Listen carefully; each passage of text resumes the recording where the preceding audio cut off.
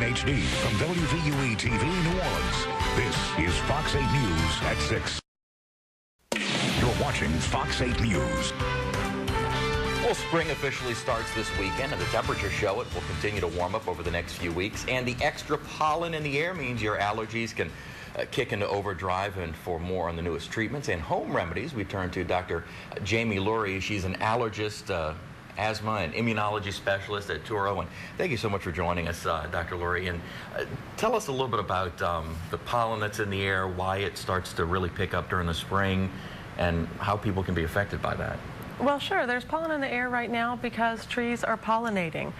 Spring is really the tree season, and checking the levels yesterday, the trees that are making up the majority of the pollen are oak trees, pine trees, and sweet gum.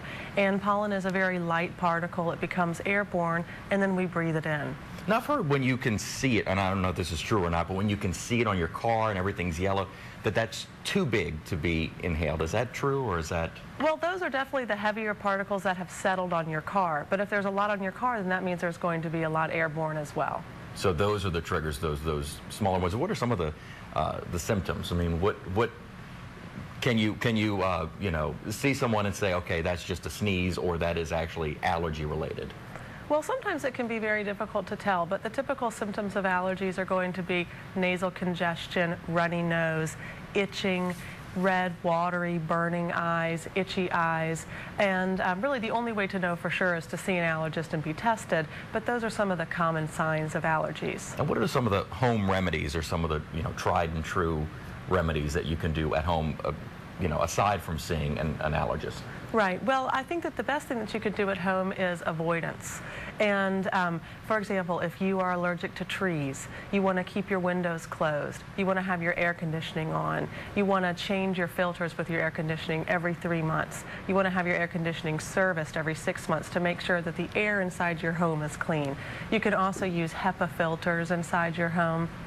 And then depending on if you have pet dander, if you don't let your pet sleep with you at night, that's a good idea. So that's a bad thing. Right, exactly. So those are some of the measures, but it's really trying to do avoidance, which it helps to be tested, know what you're allergic to specifically avoid those things, but those are some of the measures that you can do at home. I mean, avoidance to the point of avoiding going outside or spending any length of time outside?